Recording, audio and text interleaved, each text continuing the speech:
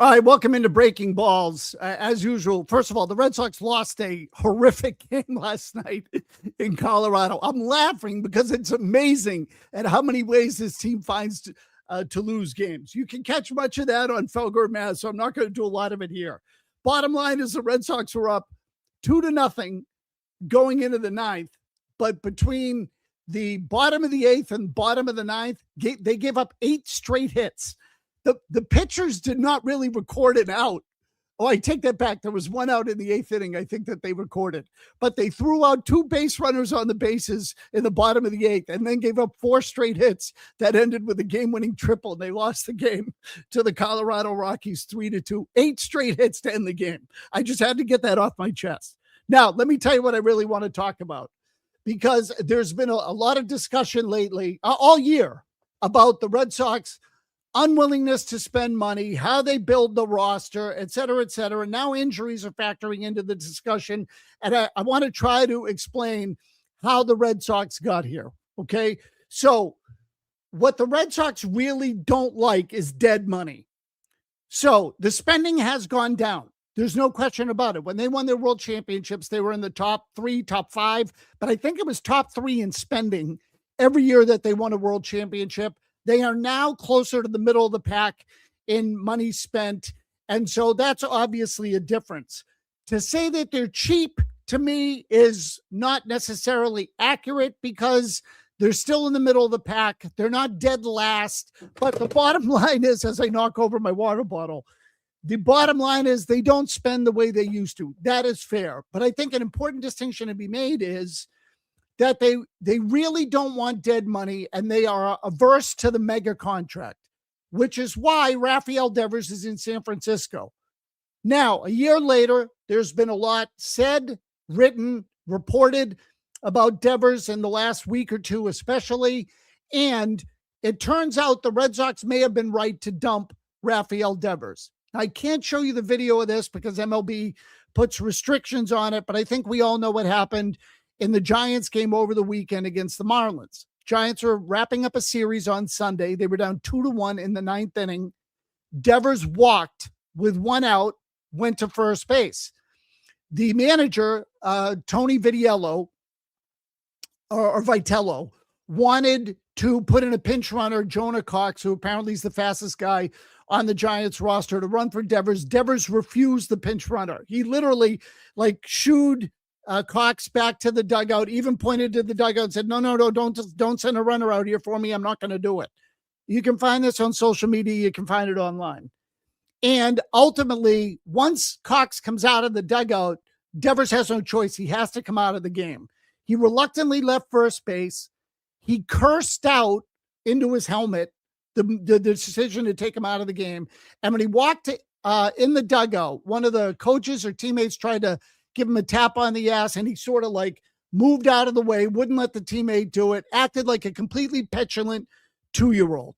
So Rafael Devers has been a colossal pain in the ass for the Giants. They are now stuck with that contract. They're trying to get rid of him. And frankly, I think when you weigh it all out, it's hard for the Red Sox to brag about the deal with Devers, because the only thing they did was save money, which they have not really reinvested into the team. And as a result of the trade, they had a couple of players who might have been helpful to them, and they've traded them away. So one is obviously Kyle Harrison. The other is James Tibbs with the Dodgers. There is still one A-level minor leaguer pitcher who's, I think it's Jose Bello, who's in the minor leagues, or Bello, Bello. I'm not sure he pronounces it the same way as Brian Bello. He's an unknown. But the reliever, Jordan Hicks, was a disaster. They traded the other 2. So the Red Sox can't puff their chests out about how they evaluated the players on that trade. But what they can celebrate is losing the money. The problem is, or dumping the money. The problem is that fans don't care about it if you're not going to reinvest it into the roster. I think the Giants and the Red Sox regret major elements of that deal. The Giants come out the worse for it because they lost Harrison, they lost Tibbs, and now they're still paying Devers. Okay, so they come out worse. But the Devers petulance has certainly led to a lot of discussion in the Bay Area. The talk shows out there are talking about it quite a bit. And obviously the Giants media, the San Francisco Giants TV broadcast, radio broadcast, they're talking about it a lot. One of the analysts in San Francisco, some of you may remember him from his playing days, is a longtime San Francisco Giant infielder whose name is Rich Aurelio. I'm just trying to look up his numbers just out of, sort of give you an idea of what he accomplished during his career. Aurelia played 15 years in the big leagues, 12 of them for the Giants with a 275 average. He was a one-time All-Star. I don't think he was on any of the championship teams. I believe he left the Giants right before all of that happened. So he doesn't have a ring, but he is a longtime Giant who is a studio analyst during the broadcast. And here is what Rich Aurelio said after the game in which Devers refused to come off the field. I can't recall in my years in the game seeing a situation like that where a player on the base paths was waving off the pinch runner coming in. Listen, it's a bad look, especially when your team's not going well, especially, and I hate to say it, he doesn't talk to the media. It's just not a good look all around. And I'm sure there'll be some kind of conversations internally there on this long flight home. This is something I've never seen before. I don't know if Devers is trying to manage the team or what he's trying to do, but if you're trying to win a ball game here in the ninth inning, that move makes sense. Yeah. To put your fastest guy on the roster pretty much at first base. Strategically it's the right move, but the whole look of that whole situation, right, I think probably just leaves a bad taste in everybody's mouth, and especially at the tail end of a road trip where you literally had a chance to pretty much kind of win every game. And it's just really disappointing right now. Okay, so disappointing is an understatement. Devers looked like an a-hole. I not that I'm, I didn't play the game obviously like Rich Aurelio did, but I think people who have watched a lot of baseball, seen a lot of baseball, talked to people around the game, I've never seen anything like it. I've seen guys be upset when they've been pinch hit for. I don't think I've ever seen a player wave off a pinch runner and tell the manager, I'm not coming out of the game, like we saw from Devers the other night. So the bottom line is this: Devers is a pain in the ass. He gets to be a pain in the ass here at the end. He's become a worse hitter in San Francisco. So the penalty for him is that he's now in a worse ballpark. Fenway Park was perfect for him. He had close to a 300 average at Fenway Park in his career. His average in San Francisco is in the 220s. It's just something I looked up last night on the baseball hour. So leaving Fenway Park as a left-handed hitter was a big mistake for Rafael Devers. He shot his way out of Boston. And just to close the loop on this, I think this is one thing that universally the Red Sox were in agreement on. It might have been the last big thing they were in agreement on before Alex Cora was fired. Cora did not want Devers either at that point. He found Devers to be stubborn. I'm giving you my 2 cents on what I've heard. I think he found Devers to be stubborn, very set in his ways. Dare I say my word, pig-headed. I think Henry felt the same way. I think that Craig Breslow felt the same way. They were all done with Devers. Now, again, they needed the bat. And part of me wonders if they had kept Xander Bogaerts and signed him early, not to the 12-year contract, whether Bogaerts could have helped mitigate some of the damage with Devers and basically kept Devers out of the public eye and not put him in a leadership position. Could they have salvaged the thing here in Boston and it would have been fine if he had some cover? All water under the bridge. And based on how it has gone down, the Giants regret it more than anybody because they're stuck with the contract. So that's number one. Now, with regard to the Red Sox on the field, I read something over the weekend when Isaiah Kiner-Falefa went on the injured list that did kind of irritate me a little bit because I think it's a manipulation of the truth. And I'm sure it will come up in the media at some point. And when the final stories are written on the 2026 Red Sox, injuries will be discussed as a reason for the team's demise. And I'm not telling you that the injuries were zero, but I think they're being overplayed. And I'll explain why. After I read the story on Isaiah Kiner-Falefa, I said, geez, how many games have the Red Sox lost to injury this year? And there are, a number of ways to count this. You can do it by salary. You can do it by pure days on the injured list. And so when I did just a quick Google search, the Red Sox came up as one of the leaders in days on the injured list this season. And in fact, many seasons over the last several years, they've had more days lost or more games lost to injury based on the injured list than many teams in baseball. So I started thinking and I said, well, wait a minute. Is this a reflection on the training staff? They're not diagnosing injuries properly or they're not treating them properly. For example, Garrett Crochet, Roman Anthony appear to be on the injured list for a much longer period of time than was originally anticipated. So I started thinking about it and then I said, no, that's not it. And in fact, the reason why the Red Sox are among the leaders in games lost to injury every year is because that's what they have chosen. And when you say, what the hell are you talking about? Let me explain to you. The Red Sox in the last 7 or 8 years have become renowned, particularly with pitchers, for signing reclamation projects. So Garrett Richards that they signed, for example, from the Angels many years ago was coming off an injury. He stayed healthy for the majority of the season and he sucked for them. But you get the idea. They also signed guys like James Paxton, who, while he was rehabbing, spent his entire first season in Boston on the injured list, half of the next season on the injured list. Liam Hendricks was hurt constantly. He was hurt when they acquired him, basically spent a year rehabbing. So the Red Sox have paid for guys to rehab. This year's version of that is Patrick Sandoval, who is now rehabilitating in the minor leagues. Sandoval was signed to a contract prior to last year. He never pitched. This year, he's yet to pitch in a big league game. At some point, he's probably going to come up. But the Red Sox signed him to a 2-year deal for $18 million and change. And the idea was that they'll pay for the rehab and they'll get him into the big leagues and he'll have value to them at that point in time. As it turned out, Sandoval's not going to pitch in any meaningful games. And in the meantime, he's racking up days on the injured list. So do you understand what I'm getting at?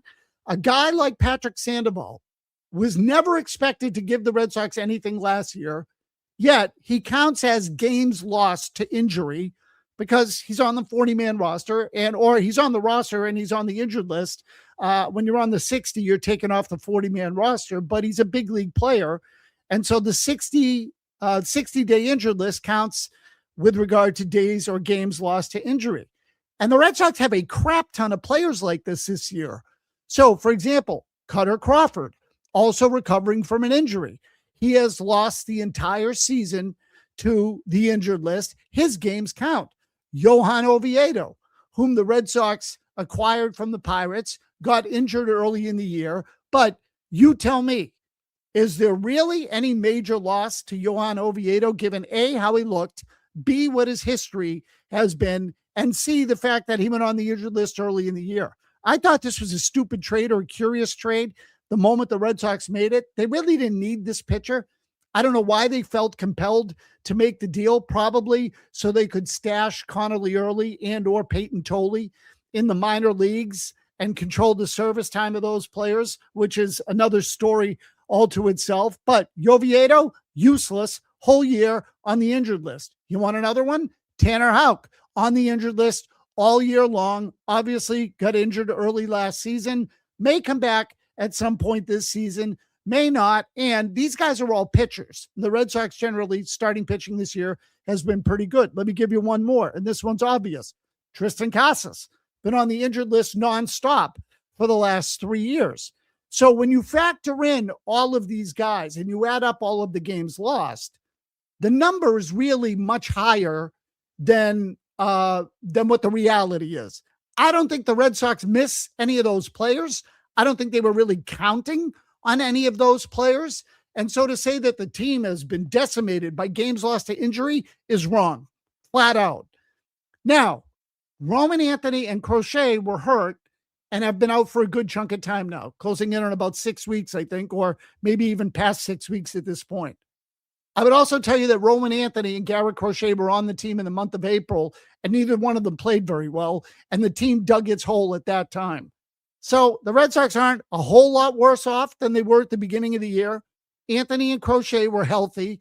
The team dug a hole with those guys in the lineup. And so the idea that the Red Sox have plummeted because of games lost to injury, to me, is just wrong. You can give me that stat if you want and say they've lost a lot of games to injury. I would tell you it has had no real bearing on why the team is in the situation it's in.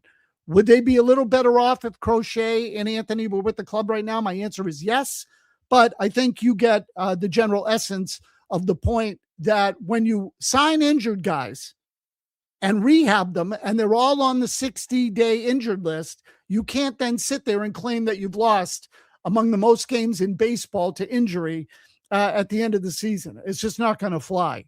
Now, one last thing I want to get to, because I think all of this, again, relates to where the Red Sox are now. Recently, in a previous Breaking Balls, I pointed out how I had learned that the Red Sox don't scout the minor leagues anymore above single A. And in fact, they have very few traveling scouts in the major leagues. A lot of people were surprised to hear this. This is becoming commonplace in the game. Fewer and fewer scouts are traveling and on the road. There are many teams that still do use scouts and use them as a significant part of their operation. Tampa Bay Rays, the Dodgers, the Yankees. And that group of teams is interesting because the Dodgers and the Yankees are obviously big market teams, but the Rays are a small market team and yet do not fully embrace the idea of analytics. They still want eyeballs on the players. So Bob Nightingale, who works for the USA Today and who has covered baseball for a long, long time. Nightingale was covering the beat long before I got in there. He covered the Dodgers at one point. I don't remember even what other specific beats. He's bounced around quite a bit, but he's been a national writer for a long, long time now. And he went on Foul Territory recently, which was or is the internet streaming show that features AJ Pierzynski, among others. And he said something interesting concerning how the Red Sox are approaching scouting here as the trade deadline is coming up. And when I say how they are approaching scouting, also in the wake of reports that the Red Sox don't scout anymore and that Craig Breslow's ass is in the frying pan, so to speak. He's on the hot seat and could be fired at the end of the season. So anyway, here's Bob Nightingale with the guys at Foul Territory. Yeah, it's kind of before there was a thing where they didn't want scouts to take more than one trip a month just for cost savings and flying out. Now, all of a sudden, this past week, is saying, hey, let's go see some Major League games. I think Craig Breslow realizes, hey, his time could be coming near. There's a lot of pressure on him. The scouts, let's start going back to what they did. Hey, Dave Dombrowski loves scouts, believes in scouts. They won a World Series with him. They won one since. So I think maybe Craig Breslow is saying, let's throw these guys out there. I mean, some of the top scouts, the top teams in baseball all have the most scouts, whether it's Tampa Bay, the Dodgers, the Yankees, the Kansas City Royals actually have a lot of scouts, Phillies, and they're about it. You can still use your analytics, but let's have some eyes on these players too. And those guys that go to the games get some inside information. So again, remember that in the last month or so, there's been a lot that come out. There was a report from Tim Healy in the Boston Globe that Theo Epstein was, quote unquote, disappointed that the Red Sox have become so reliant on the analytics. Again, I had mentioned a while back about the minor league scouts no longer going or covering players above AA or above A ball in AA and in AAA, which is a scary thought. Now, all of a sudden, the trading deadline's coming up. Breslow's ass is on this, on the griddle. And as Nightingale says there, the Red Sox are now sending scouts out to evaluate major league players. So this is curious. Now, the question is why? So is it because Breslow's feeling the heat? Is it because the organization overruled them? Maybe somebody in the organization said, just send some scouts out on the road. We need eyeballs on these guys. We can't keep doing it just on printouts and data and analytics. It's not good enough anymore. We need to know more about what makes these guys tick. and what can make them effective players in the major leagues. So, but the point is, the Red Sox have altered their behavior here. This is not a small thing to me. This is a big thing to me. Now, maybe it means that the Red Sox are going to alter their philosophy going forward. If Breslow was overruled or instructed to put scouts on the road, then I think that is an indication that people in the organization are now taking a more active role and that they are willing to alter their philosophy going forward. It might be Breslow himself doing it to show that he's open-minded and that he's willing to change in an attempt to save his job. I think all of those things could be in play. You just don't know what the inner workings are. And it's hard to ask the Red Sox about it because no one's going to come out and tell you they overruled Breslow or told him to put scouts on the road, because then that would be an indication that they've lost faith in his ability to run the organization or make evaluations at some point. And I don't know why the Red Sox wouldn't have lost that ability to this point anyway, based on the kinds of moves they've made and some of the players they've given up on. Kyle Harrison looks like a massive, massive mistake. Now, Caleb Durbin has turned it around a little bit with the Red Sox, but I would also tell you, A, he's not all the way there yet. Let's see how it goes in the big picture. It is a big picture sport. And B, Durbin went to his own hitting instructor and started swinging the bat in a way that was more consistent with how he played when he was with the Brewers. So he's hitting some home runs. He's certainly spraying the ball around the ballpark, but it reflects poorly on the Red Sox organization that Durbin basically threw his hands up and said, screw you guys, I'm doing this my way. And that's what I'm going with. And then all of a sudden starts hitting. So lot to think about with the Red Sox in terms of how they run their organization, from Rafael Devers' move a year ago to now, and certainly the kinds of players that they've signed who end up injured and can't help the team. And just one final thing on that too, when you add up all the money, and we did this earlier in the year on Breaking Balls, I think the number we came up with in terms of how much money the Red Sox have spent, what I will call dead money, on guys who have been injured or rehabilitating or really gave them nothing, was somewhere in the range of 150 million, give or take, either way. That's over let's call it a 7 or 8 year period. So at the end of the day, you sort of look at it and say, okay, you traded away Rafael Devers because you didn't want to pay the final 250 million on the contract, but then you blew 125 of it on, and that's not the full 125, but work with me. You've also blown 125 million over a 7-8 year period on a bunch of guys who rehabbed and barely got on the mound and made any contribution for you. So all kinds of breakdowns and dead money and just management, bad roster management, bad team management, all the above for the last 7-8 years. This is why I say repeatedly, the Red Sox have become one of the worst organizations, not teams, organizations in all of baseball. Anyway, I babbled on. Thank you for listening. Thank you for watching. We'll continue with Breaking Balls, as I've said, throughout the course of the year. You can find those on our YouTube page at 98.5 The Sports Hub, as well as on Felger and Maz, and of course, the Baseball Hour. One final note, Jared Carabas and I will be doing a Baseball Hour from Game On Thursday night when the Yankees come into town. That is the 25th of June. It's the first ever remote broadcast, I believe, for the Baseball Hour. So hopefully we'll do more of those in years to come. But thank you for watching. Thank you for listening. We'll catch you next time.